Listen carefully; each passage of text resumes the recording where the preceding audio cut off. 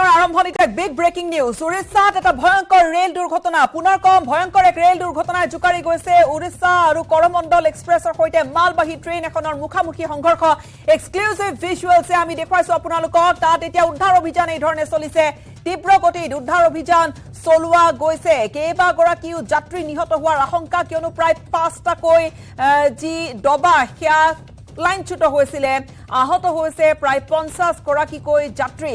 উৰিষ্যাৰ বালাসৰ জিলাৰ বাহানাগা ষ্টেচনৰ সমীপতে এই ভয়ংকৰ ৰেল দুৰ্ঘটনা। ঘটনাস্থলীত উপস্থিত হৈছে আৰক্ষী, বিশেষকৈ উদ্ধাৰকাৰী বাহিনী, আৰু ৰেল লাইনৰ পৰা বাগৰিছিল কেইবাটাও ডবা। প্ৰাথমিকভাৱে জনামতে 5টাকৈ ডবা বাগৰিছে আৰু ঘটনাস্থলীত উপস্থিত হৈছে 5খনকৈ এম্বুলেন্স।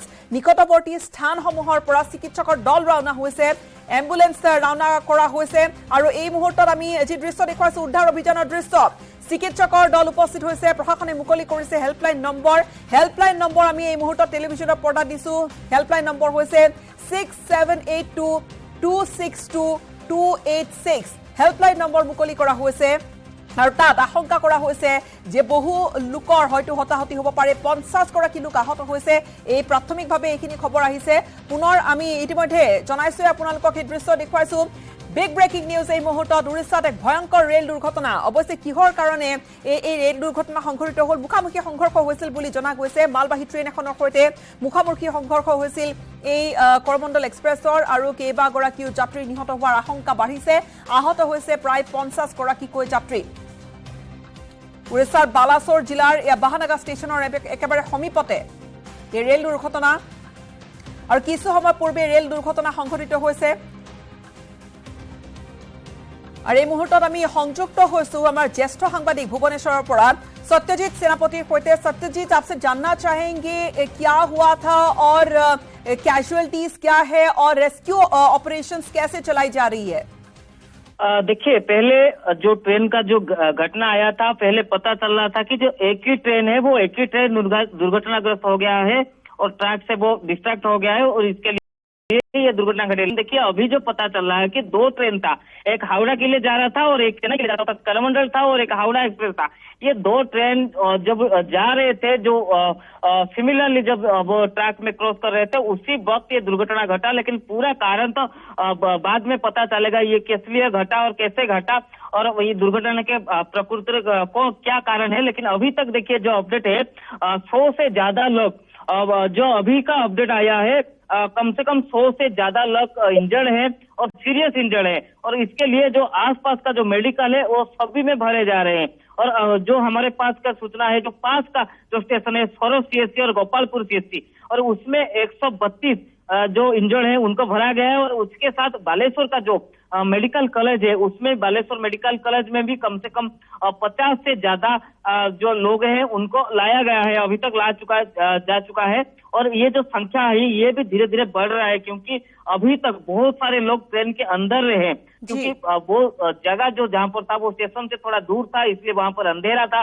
इसलिए रेस्क्यू ऑपरेशन का थोड़ा टाइम लग गया। और ये जो पास का स्टेशन है, हम जहां पर दुर्घटना घटी है उसका पास का स्टेशन देखेंगे, सौरव स्टेशन है, वो ज्यादा बड़ा स्टेशन नहीं है। इसलिए जो रेस्क्यू टीम था वो बालेश्वर से गया और भद्रक और एक डिस्ट्रिक्ट है वहां से आया, इसलिए जो दूर से थोड़ा आने में टाइम लगा। लेकिन अभी जो सूचना आया है, अभी का जो सूचना पहुंच रहा है उसी को देखें तो 50 से ज्यादा टीम लगे हुए, रेस्क्यू टीम अभी लग चुके हैं। उससे 40 से ज्यादा टीम है जो ओड्राफ का टीम है, ओडिशा डिजास्टर मैनेजमेंट का जो टीम है वो ओड्राफ का 40 टीम है, और उसके साथ एनडीआरएफ का भी 10 टीम अभी घटनास्थल पर पहुंच गए। उसके साथ फायर का जो टीम है और लोकल पीपल है, मतलब तकरीबन 50 टीम यहाँ पर रेस्क्यू ऑपरेशन चला रही है। सत्यजीत, अधिकारियों की तरफ से कुछ सामने आया है? 2 train, there was collision between 2 trains, 2 train, दोनों ही पैसेंजर ट्रेन?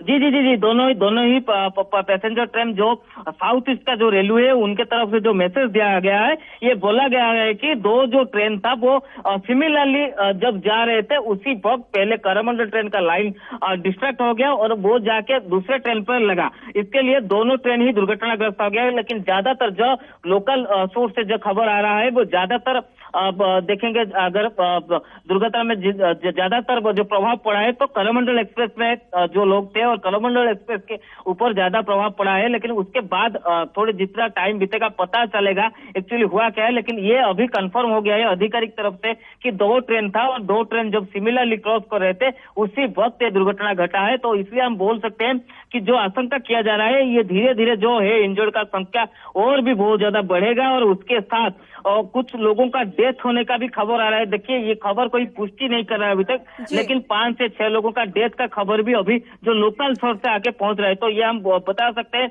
ये जो ट्रेन ट्रेजेडी है ये ज्यादा और भी ज्यादा मतलब खबर आएगा जितना टाइम बीतेगा, लेकिन अभी जो प्राइमरी खबर है ये सब आके पहुंच रहे हैं। उसके साथ हम देखेंगे तो अभी तक जो उड़ीसा के टॉप ब्यूरोक्रेट थे और जो टॉप ऑफिसर थे वो सब उसी जगह पर रवाना हो गए। इसके साथ जो रेस्क्यू टीम पूरा उड़ीसा का था, फायर का जो डीजी है वो भी घटनास्थल को जा रहे हैं। तो पूरे रेस्क्यू को जोर दिया जा रहा है और रेस्क्यू होने के बाद ही पता चलेगा। अगर रेस्क्यू की बात पर आए तो আমি দেখুৱা আছো এক্সক্লুসিভ ভিজুৱেলছ আৰু হেয়া আমাৰ জ্যেষ্ঠ সাংবাদিক সত্যজিৎ সেনাপতি আছে, তেওঁ বৰ্ণনা দিছে। सत्यजीत, काफी बड़ा हादसा है, रेस्क्यू टीम जैसे जैसे रात ढलेगी या फिर अभी अंधेरा है तो काफी चैलेंजेस आने वाली है रेस्क्यू टीम को। देखिए जब घटना घटा था वहां से अंधेरा हो चुका था और ये चैलेंजेस पहले से था क्योंकि ये थोड़ा स्टेशन से दूर है और जहां पर घटना घटी है वो कम्युनिकेशन नहीं है, उसके पास कोई रोड नहीं है। वो एक जो खेत के अंदर वो ट्रेन ट्रैक जा रहा था वहां पर घटना घटी है तो थोड़ा सा तकलीफ होगा। लेकिन अभी क्या है वो लाइट के लिए जो आस्था लाइट का व्यवस्था है और उसके साथ जो पास से कैसे भी इलेक्ट्रिक कनेक्शन लाके वहां पर लाइट लगाए ये सब व्यवस्था जारी है। और जब एनडीआरएफ टीम और एयरक्राफ्ट टीम पहुंच गए हैं तो रेस्क्यू अभी जोर शोर से चल रहा है और रेस्क्यू के लिए अभी कोई तकलीफ नहीं हुई क्योंकि यहाँ अभी जब पता चला 30 से ज्यादा जो गवर्नमेंट का एम्बुलेंस है उसके साथ प्राइवेट एम्बुलेंस उनको भी घटनास्थल को पहुंचा गया था। कुछ जगह पे जो रास्ता नहीं था वहां पर रास्ता भी बनाया गया है। तो हम एक बात बता सकते हैं कि अभी का रेस्क्यू का कोई प्रॉब्लम नहीं है और रेस्क्यू पूरा अच्छी तरह चल रहा है। लेकिन वेट करना पड़ेगा क्योंकि ट्रेन का जो आप बोले जितना भी लाइट है लेकिन थोड़े अंधेरे में तकलीफ होगा। और अभी जो ट्रेन का जो डब्बा है जो वो पूरी तरह वो उलट गया था उसके अंदर कोई फंसा हुआ है और उसके अंदर कोई है, कोई दूर जाके पड़ा हो, ये सब पता नहीं चल रहा है। तो थोड़ा सा तो टाइम लगेगा लेकिन अभी तक हम ये बोल सकते हैं कि 50 से ज्यादा जो टीम है वो रेस्क्यू पे पूरे दम से लग रहे हैं। जी धन्यवाद सत्यजीत। और আমাক জ্যেষ্ঠ সাংবাদিক সত্যজিৎ সেনাপতিয়ে জনালে যে কি ধৰণে তাত এতিয়া উদ্ধাৰ অভিযান পূৰ্ণগতিত চলিছে। কাষৰে যিখন বালাসোৰ মেডিকেল কলেজ তাত ভৰ্তি কৰোৱা হৈছে প্ৰায় ১.৫ শতাধিক যাত্ৰীক আৰু আনহাতে আৰু এখন চিকিৎসালয়ত কেইবাখনো চিকিৎসালয়ত আচলতে ভৰ্তি কৰা হৈছে। তেনেহলে সামগ্ৰিকভাৱে যে সংখ্যা আচলতে চিকিৎসাধীন লোকৰ সংখ্যা বাঢ়িছে, প্ৰায় ২০০ৰ সমীপ পাইছেগৈ, ২০০ৰ ওচৰ পাইছেগৈ আহত যাত্ৰীৰ সংখ্যা আৰু প্ৰায় ৫০০ গৰাকী লোকৰ নিহত হোৱাৰ বা মৃত্যু ঘটাৰ আশংকা কৰা হৈছে। যদিও বা এই মুহূৰ্তলৈকে অফিচিয়েল কোনো কনফাৰ্মেশ্যন অহা নাই, আনুষ্ঠানিকভাৱে জনোৱা হোৱা নাই। আৰু প্ৰথমে জনা গৈছিল যে মালবাহী ট্ৰেইন এখন আৰু এখন এয়া কৰমণ্ডল এক্সপ্ৰেছ অৰ্থাৎ যাত্ৰীবাহী ট্ৰেইনৰ মাজতে সংঘৰ্ষ হৈছিল। কিন্তু এই মুহূৰ্তত আমাৰ সাংবাদিকে কৈছে স্পষ্টকৈ যে দুখনেই পেছেঞ্জাৰ ট্ৰেইন, এখন পেছেঞ্জাৰ ট্ৰেইনৰ ক্ষতি কিছু কম হৈছে কিন্তু এই কৰমণ্ডল এক্সপ্ৰেছখন কক্ষচ্যুত হৈ পৰিল বা লাইনচ্যুত হৈ পৰিল। আৰু লাইনচ্যুত হৈ পৰাৰ লগে লগে সেই যিখন সন্মুখত আছিল আৰু এখন ট্ৰেইন সেই ট্ৰেইনখনৰ সৈতে কিছু সংঘৰ্ষ হৈছে আৰু তাৰ ফলতে ৫টাকৈ ডবা বাগৰি পৰিছে সেই ডবাকেইটাৰ ভিতৰত। আৰু যিহেতু এই যেতিয়া ঘটনাটো ঘটিছিল তেতিয়া প্ৰায় অন্ধকাৰ নামি আহিছিল, বিয়লি পাৰ হৈছিল বা প্ৰায় সন্ধিয়াৰ ভাগৰি ঘটনা। তাৰ পৰিপ্ৰেক্ষিতত আৰু যথেষ্ট দূৰত থকা এটা ষ্টেচন, তেনে পৰিপ্ৰেক্ষিতত যি ঠাইত আচলতে ঘটনা সংঘটিত হৈছে তাত উদ্ধাৰ অভিযানৰ প্ৰথমে কিছু তাত চ্যালেঞ্জেছ প্ৰত্যাহ্বান আহি পৰিছিল। যদিও বা এতিয়া তাত পূৰ্ণগতিত প্ৰায় ৫০টাকৈ দলে, ইয়াৰে ভিতৰত কেইবাটাও দল এনডিআৰএফ বাহিনীৰ আছে, তেওঁলোকে উদ্ধাৰ অভিযান চলাই আছে। ৰাজ্যিক যি দল সেয়া আছে আৰু ৰাষ্ট্ৰীয় যি উদ্ধাৰকাৰী বাহিনী তেওঁলোকেও কাম অব্যাহত ৰাখিছে। বহু লোকক ওলোৱা হৈছে কিন্তু আশংকা এয়া যে সেই ডবাবোৰৰ ভিতৰত হয়তো কোনো লোক তাত হয়তো আবদ্ধ হৈ থাকিব পাৰে আৰু কোনো লোক যদি সেই ডবাৰ পৰা কিছু দূৰলৈ ওলাই পৰিছে তেনেহলেও তাত হয়তো তাত সম্পূৰ্ণৰূপে পোহৰৰ ব্যৱস্থা কৰা হলেহে সেইখিনি কথা পোহৰলৈ আহিব। যদি কোনোবা আহত হৈ সেই ডবাৰ পৰা ওলাই পৰিছে, কিয়নো এই ধৰণৰ আশংকা থাকে সাধাৰণতে।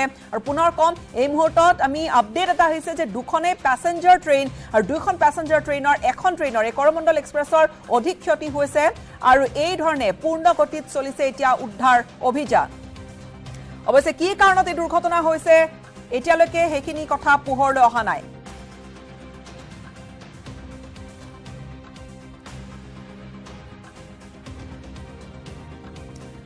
আৰু ৰাজ্যিক প্ৰেক্ষাপটলৈ আহিছো তিতাবৰৰ ধুমুহা এফালে ৰাজ্যৰ বিভিন্ন ঠাইত প্ৰচণ্ড গ্ৰীষ্ম প্ৰবাহে জোকাৰি যোৱাৰ মাজতে তিতাবৰৰ ধুমুহাই তাণ্ডৱ চলালে ধ্বংসলীলা চলালে হঠাৎ অহা এই ধুমুহাজাকে তিতাবৰৰ বিভিন্ন অঞ্চলত বিস্তৰ ক্ষতি সাধন কৰিছে কেমেৰাৰ সন্মুখতে প্ৰচণ্ড ধুমুহাই উৰুৱাই নিছে কেইবাটাও বাসগৃহৰ টিনপাত মুধচ উৰুৱাই নিছে এপিনে মাজগাঁৱত এখন বাহনৰ ওপৰত বাগৰি পৰিল এজোপা প্ৰকাণ্ড গছ যাৰ ফলত ভাঙি চুৰমাৰ হৈছে এখন চাৰিচকীয়া বাহন ইয়াত তাৰে দৃশ্য আৰু অতি শিহৰণকাৰী দৃশ্য কোনোবাই তেতিয়া মোবাইল ৰেকৰ্ডিং কৰি আছিল আৰু তাত ধৰা পৰিছে কি ধৰণে এই প্ৰচণ্ড ধুমুহাই টিনপাতবোৰ উৰুৱাই নিছে ঠায়ে ঠায়ে প্ৰকাণ্ড গছ বাগৰি পৰাত ব্যাহত হৈ আছে এতিয়া যাতায়াত ব্যৱস্থা সমান্তৰালকৈ বিদ্যুৎ যোগানো আজি বিয়লিৰ ভাগৰে পৰা এই ধৰণে ব্যাহত হৈ পৰিছে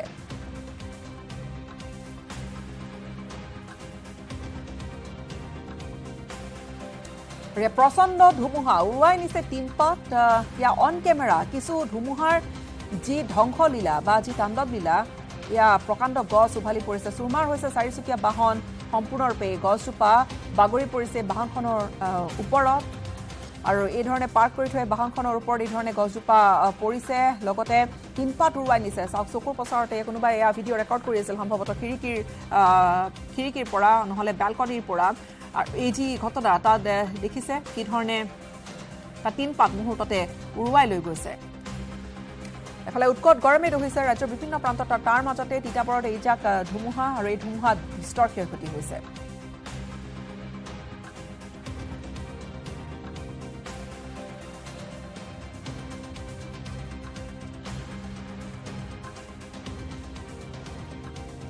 আৰু ইফালে উৎকট গৰমৰ বাবে তেজপুৰত বিদ্যালয়ত এটা অঘটনো ঘটিল আজি অসুস্থ হৈ পৰিল য'ত 11 গৰাকীকৈ ছাত্ৰ ছাত্ৰী তেজপুৰ পৰুৱাস্থিত শোণিতপুৰ জাতীয় বিদ্যালয়ত এই ঘটনা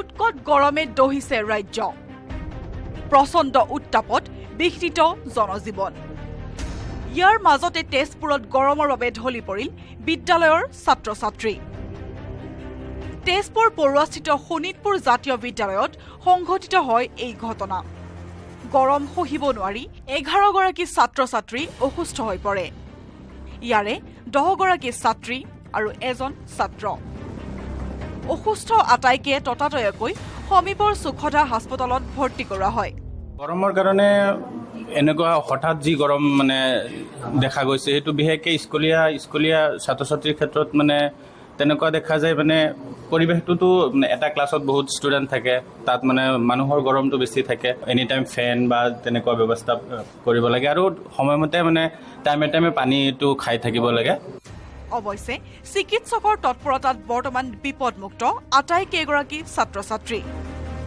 উল্লেখযোগ্য শুকুৰবাৰৰ দিনটোত ৰাজ্যখনত সৰ্বোচ্চ তাপমাত্ৰা আছিল 38 ডিগ্ৰী কেৱল তেজপুৰৰ ঘটনাই নহয় ৰাজ্যৰ আন ঠাইতো গৰমে প্ৰভাৱিত কৰে সৰ্বসাধাৰণৰ জীৱন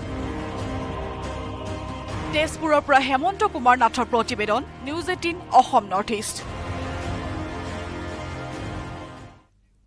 আৰু উৎকট গৰমে দহিছে ৰাজ্যৰ লগতে মহানগৰবাসীক ৰাজ্যৰ লগতে উত্তৰ পূৰ্বাঞ্চলৰ বিভিন্ন ৰাজ্যত সদ্যহতে নাই ধাৰাসাৰ বৰষুণৰ কোনো সম্ভাৱনা অৱশ্যে অসম মেঘালয় অৰুণাচল প্ৰদেশ নাগালেণ্ড মণিপুৰ ত্ৰিপুৰা আৰু মিজোৰামৰ দুই এঠাইত আহিব পাৰে সামান্য পৰিমাণৰ বৰষুণ তাৰ মাজতে অসম মেঘালয় আৰু মিজোৰামৰ দুই এঠাইত বিজুলী ঢেৰেকণীৰ লগতে ঘণ্টাত 32 পৰা 40 কিলোমিটাৰ গতিবেগত আহিব পাৰে ধুমুহা বৰ্জাৰস্থিত আঞ্চলিক বতৰ বিজ্ঞান কেন্দ্ৰই সদৰি কৰিছে এই আগজাননী লগতে আগন্তুক 3 দিনলৈ ৰাজ্যৰ লগতে গুৱাহাটী মহানগৰীত স্বাভাৱিক তাপমাত্ৰা 5 ডিগ্ৰী অধিক হোৱাৰ সাধাৰণতকৈ 5 ডিগ্ৰী অধিক হোৱাৰ সম্ভাৱনা আছে আজিৰ দিনটোত ৰাজ্যৰ অইন জিলাৰ তুলনাত গুৱাহাটীৰ তাপমাত্ৰাই গঢ়িছে অভিলেখো কিন্তু গুৱাহাটীৰ সৰ্বোচ্চ তাপমাত্ৰা 37.8 ডিগ্ৰী চেলছিয়াছ তেজপুৰত 37.3 ডিগ্ৰী চেলছিয়াছ ডিব্ৰুগড়ত 33.2 ডিগ্ৰী চেলছিয়াছ শিলচৰত 35 ডিগ্ৰী চেলছিয়াছ ধুবুৰীত 36.4 ডিগ্ৰী চেলছিয়াছ যোৰহাটত 34.3 ডিগ্ৰী আৰু ইফালে উত্তৰ লখিমপুৰত 33 ডিগ্ৰী চেলছিয়াছ আজি ৰেকৰ্ড হয়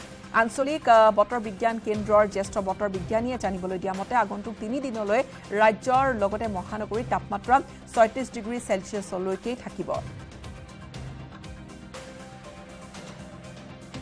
हमारे नॉर्थ ईस्टर्न स्टेट्स में यानी कि अरुणाचल प्रदेश असम मेघालय नागालैंड मणिपुर मिजोरम और त्रिपुरा में जो डे टेम्परेचर है वो नॉर्मल से तकरीबन 3 से 5 डिग्री सेल्सियस अधिक रहने की संभावना है वेदर वार्निंग की बात करें तो वेदर वार्निंग में हम लोग एक्सपेक्ट कर रहे हैं कि असम मेघालय मणिपुर और मिजोरम के 1 या 2 स्थानों पर thunderstorm lightning accompanied with gusty wind with wind speed reaching up to 30 to 40 kilometres per hour, ऐसा हम लोग एक्सपेक्ट कर रहे हैं।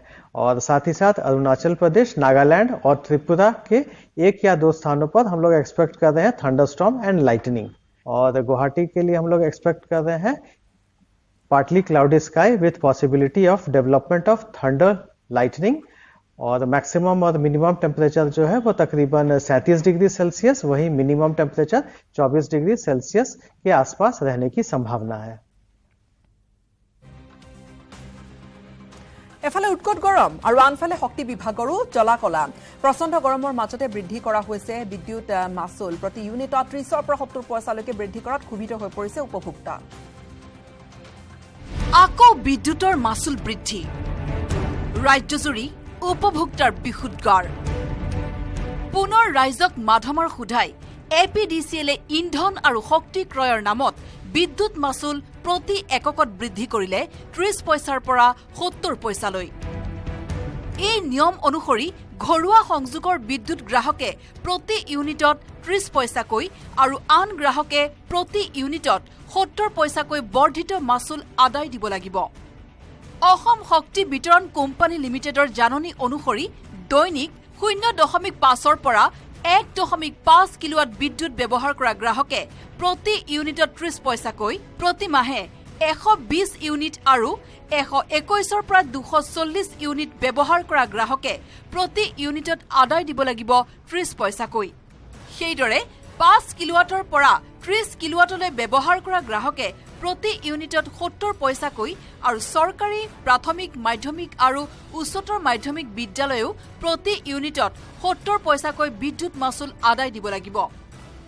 একেদৰে 30 কিলোৱাট শক্তি ব্যৱহাৰ কৰা কৃষি, ক্ষুদ্ৰ উদ্যোগ, বৈদ্যুতিক বাহন চাৰ্জ দিয়া ষ্টেচন আদিয়ে প্ৰতি ইউনিটত আদায় দিব লাগিব 70 পইচাকৈ বিদ্যুৎ মাচুল। শক্তি বিভাগে পুনৰ বিদ্যুৎ মাচুল বৃদ্ধি কৰিবলৈ লোৱা সিদ্ধান্তক লৈ ৰাজ্যৰ সৰ্বত্ৰ প্ৰতিক্ৰিয়া প্ৰকাশ কৰিছে সৰ্বসাধাৰণ উপভোক্তাই। উৎকট গৰমত সঘনাই লোড শ্বেডিঙৰ সন্মুখীন হোৱা গ্ৰাহকে স্বাভাৱিকতে মাচুল বৃদ্ধিক লৈ ক্ষুভিত হৈ পৰিছে। এইটোৱে যে আমাৰ ৰাইজক যে মানুহ ঘূৰাইছে, ই জ্বলন্ত প্ৰমাণ। সদায় বিদ্যুৎ মাচুল বাঢ়িয়ে আছে। এতিয়া শুনিছো, আজিৰ পৰা শুনিছো 70 পইচাকৈ আকৌ বাঢ়িছে। আমাৰ জনসাধাৰণৰ কাৰণে এটা বৰ বেয়া সংকেত, কাৰণ মাচুলটো বৃদ্ধি কৰি কৰি যদি জনসাধাৰণক চাপি থাকে, তেতিয়াহ'লে জনসাধাৰণে বাৰু কেনেধৰণে জীয়াই থাকিব। বিদ্যুৎ মাচুল বৃদ্ধিক লৈ বটদ্ৰৱাৰ কংগ্ৰেছ বিধায়িকা শিৱামণি বৰাই ক'লে, চৰকাৰে মানুহে গম নোপোৱাকৈ তলে তলে বিদ্যুৎ মাচুল বঢ়াই গৈ আছে।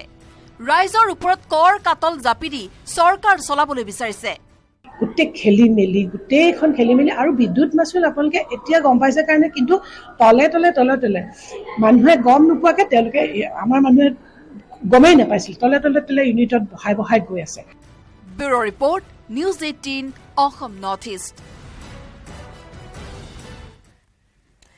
কেন্দ্ৰীয় গৃহমন্ত্ৰী অমিত শ্বাহৰ ভ্ৰমণৰ পিছতে কিছু স্বাভাৱিক হৈছে মণিপুৰৰ জনজীৱন। গৃহমন্ত্ৰীগৰাকীৰ আহ্বানলৈ সঁহাৰি জনাই মণিপুৰত জমা দিছে 140টাকৈ মাৰণাস্ত্ৰ। আত্মসমৰ্পণ কৰা অস্ত্ৰসমূহৰ ভিতৰত আছে SLR, লগতে কাৰ্বাইন, AK ইনচাছ ৰাইফল, লগতে পিষ্টল, গ্ৰেনেড, লঞ্চাৰ, কদুৱা গেছ আদি বিভিন্ন ধৰণৰ আগ্নেয়াস্ত্ৰ আচলতে জমা দিয়া হৈছে। মণিপুৰ আৰক্ষীয়ে প্ৰকাশ কৰা তথ্য অনুসৰি এতিয়া বেছিভাগ জিলাতে পৰিস্থিতি স্বাভাৱিক হ'বলৈ ধৰিছে, যাৰ ফলত কিছু বিশেষ অঞ্চলত শিথিলো কৰা হৈছে সান্ধ্য আইন।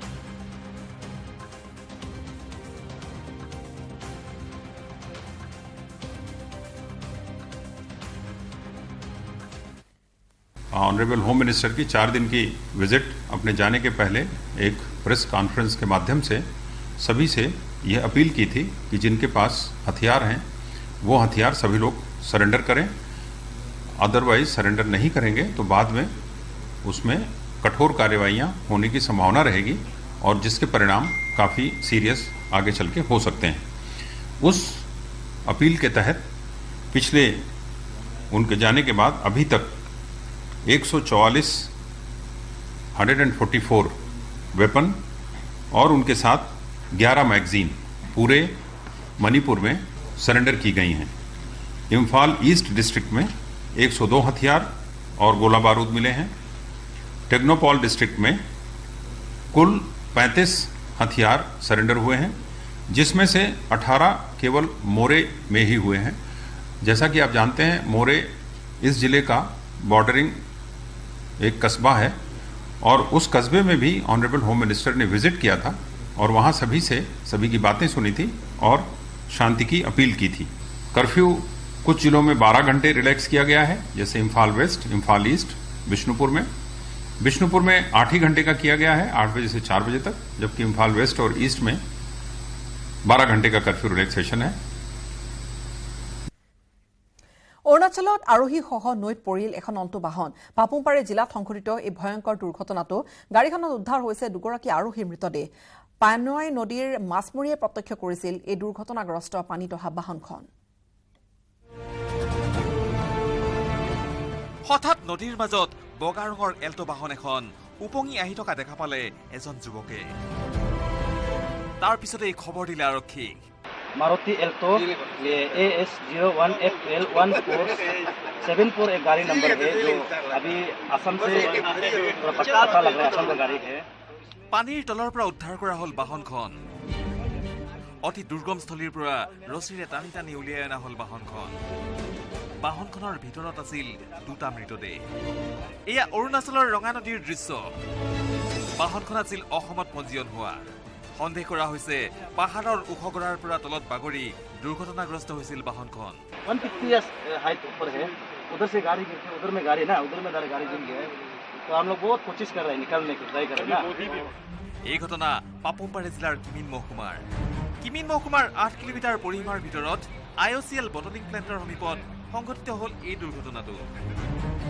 অৱশ্যে দুৰ্ঘটনাটোত দুৰ্ভাগ্যজনকভাৱে মৃত্যু খাবতি লোৱা এই ব্যক্তি দুজনক এতিয়াও চিহ্নিত কৰিব পৰা নাই পাপুমপাৰেৰ প্ৰশাসনে। News desk, News 18 North east.